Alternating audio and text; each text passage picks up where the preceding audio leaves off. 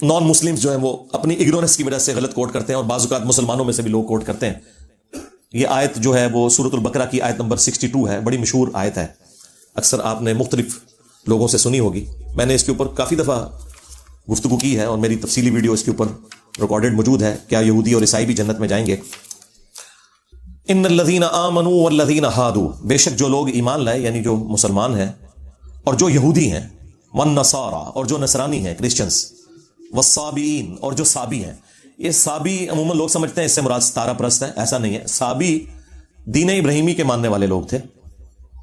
من آمن باللہ، ان میں سے جو بھی ایمان لے آئے اللہ پر، والیوم الآخر اور آخرت کے دن پر، وعمل صالحا اور نیک اعمال کرے، فلہم اجرہم عند ربہم، تو پھر ان سب لوگوں کے لیے ان کے رب کے حضور اجر ہے، ولا خوف علیہم ولا ہم یحزنون، اور قیامت کے دن نہ انہیں کوئی خوف ہوگا اور نہ کوئی غم لاحق ہوگا، یعنی یہ سب کے سب لوگ قیامت کے دن امن میں ہوں گے۔ اس آیت کو بعض لوگ آؤٹ آف کانٹیکسٹ کوٹ کرتے ہیں، اور وہ کہتے ہیں کہ دیکھیں اس میں تو اللہ تعالیٰ نے واضح کہہ دیا کہ خواہ مسلمان ہوں، یہودی ہوں، کرسچنز ہوں، صابی ہوں، اللہ پر اور آخرت پر ایمان لے آئے تو قیامت کے دن وہ کامیاب ہو جائیں گے اپنے نیک اعمال کے سبب۔ اس میں ایمان بالرسالت کا ذکر نہیں ہے، اور وہ اس سے یہ رزلٹ نکالنے کی کوشش کرتے ہیں کہ ایمان بالرسالت کوئی ضروری چیز نہیں، اللہ کو اور آخرت کو مان لیں تو آپ کامیاب ہو جائیں گے۔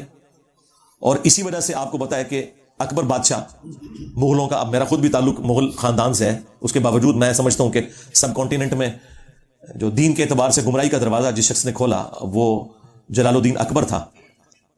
تو اس نے جو ایک کامن ریلیجن کا کانسیپٹ دیا وہ اسی بنیاد کے اوپر دیا کہ یہ ساری کی ساری تفریق انبیاء کے ناموں کے اوپر ہے، لہٰذا انبیاء کو بیچ میں سے نکال دیا جائے، نعوذ باللہ، تو پھر پوری دنیا ہیپی رہے گی، کیونکہ یہ ساری تفریق آتی ہی پیغمبروں کے نام کے اوپر ہے۔ مسلمان جو ہے محمد رسول اللہ کو مانتے ہیں، اور یہودی جو ہے وہ موسیٰ علیہ السلام کو مانتے ہیں، کرسچن جو ہے وہ عیسیٰ علیہ السلام کو مانتے ہیں، تو اس کی وجہ سے پھر تفریق آ جاتی ہے۔ اگر خدا اور آخرت کا کانسیپٹ رکھا جائے تو وہ تو ہندوؤں میں موجود ہے، اور اچھے اعمال کیے جائیں وہ تمام ریلیجن کہتے ہیں، تو یہ سارے معاملات حل ہو جائیں گے۔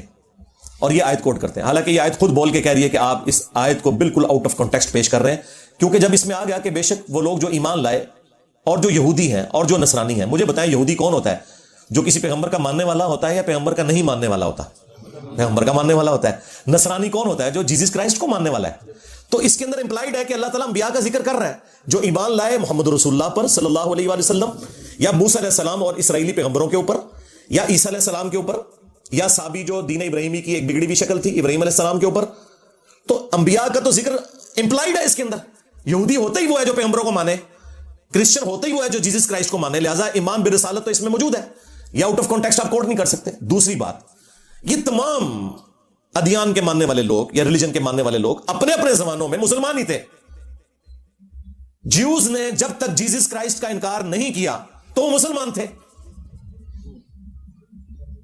ان تمام انبیاء کو ہم مانتے ہیں، ان کے اصحاب کو ہم مانتے ہیں، لیکن ونس جب جیزس کرائسٹ عیسیٰ ابن مریم کا انہوں نے انکار کیا تو وہ کافر ہو گئے، اگرچہ وہ باقی پیغمبروں کو مانتے تھے لیکن ایک پیغمبر کا انکار کر کے وہ کافر ہو گئے۔ کرسچنز بھی مسلمان ہی تھے، لیکن جب انہوں نے محمد رسول اللہ صلی اللہ علیہ وآلہ وسلم کا انکار کیا تو کافر ہو گئے۔ قرآن کی روح سے جو کوئی بھی اللہ کا انکار کر دے وہ بھی کافر، کسی ایک پیغمبر کا بھی انکار کر دے وہ بھی کافر، اگرچہ وہ اللہ کو بھی مانتا ہو، سارے پیغمبروں کو مانتا ہو، کسی ایک پیغمبر کا بھی انکار کر دے وہ کافر۔ اور یہ قرآن میں لکھا ہوا ہے، وہ ہے پارہ نمبر 6 چیپٹر نمبر 4 سورۃ النساء آیت نمبر 150 سے 152۔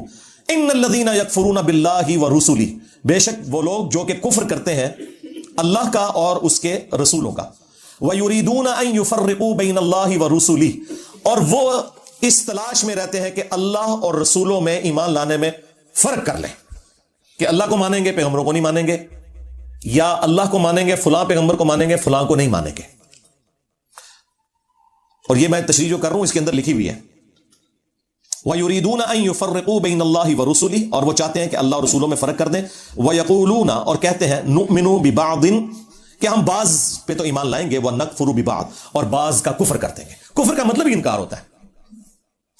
وَيُرِيدُونَ أَن يَتَّخِذُوا بَيْنَ ذَلِكَ سَبِيلًا، اور وہ اس تلاش میں رہتے ہیں کہ وہ درمیان کا راستہ نکال لیں، وہی دین الہی جو دین اکبری تھا کہ درمیان کا راستہ تلاش کر لیں، کہ پیغمبروں کو سائڈ پہ کر دیں۔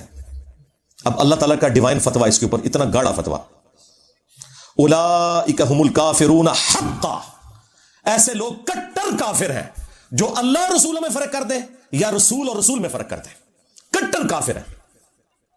وَأَعْتَدْنَا لِلْكَافِرِينَ عَذَابًا مُهِينًا، اور ایسے کافروں کے لیے ذلیل و خوار کر دینے والا عذاب اللہ نے تیار کر رکھا ہے۔ اب ساتھ ہی آ گیا سائملٹینیس کنٹراسٹ، جس میں فٹ ان صرف مسلمز بیٹھتے ہیں۔ والذین آمنوا باللہ، اور وہ لوگ جو کہ ایمان لاتے ہیں اللہ پر، ورسولی، اور اس کے رسولوں کے اوپر، ولم یفرقوا بین احد منہم، کسی ایک رسول کے معاملے میں بھی کوئی فرق نہیں کرتے، سب کے سب پیغمبروں کو وہ مانتے ہیں۔ اولئک سوف یؤتیہم اجورہم، یہ وہ لوگ ہیں جنہیں عنقریب اللہ تعالیٰ پورا پورا بدلہ دے گا ان کی اس نیکی کا۔ وکان اللہ غفور الرحیم، اور اللہ تعالیٰ بخشنے والا اور رحم فرمانے والا ہے۔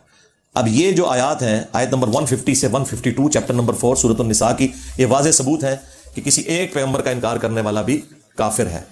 ہم مسلمانوں کے نزدیک جیزس کرائسٹ، عیسیٰ ابن مریم کا کفر کرنا، ان کا انکار کرنا بھی اتنا ہی بڑا کفر ہے جتنا محمد رسول اللہ کا انکار کرنا صلی اللہ علیہ وآلہ وسلم۔